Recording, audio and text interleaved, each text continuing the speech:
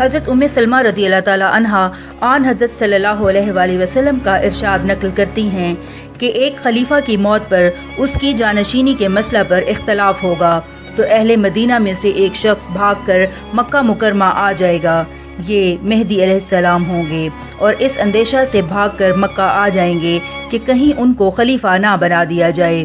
مگر لوگ ان کے انکار کے باوجود ان کو خلافت کے لیے منتخب کریں گے۔ چنانچہ حجر اسود اور مقام ابراہیم کے درمیان بیت اللہ شریف کے سامنے ان کے ہاتھ پر لوگ بیعت کریں گے۔ پھر ملک شام سے ایک لشکر ان کے مقابلے میں بھیجا جائے گا، لیکن یہ لشکر بیداں نامی جگہ میں جو مکہ و مدینہ کے درمیان ہے زمین میں دھنسا دیا جائے گا۔ بس جب لوگ یہ دیکھیں گے تو ہر خاص و عام کو دور دور تک معلوم ہو جائے گا کہ یہ مہدی علیہ السلام ہے۔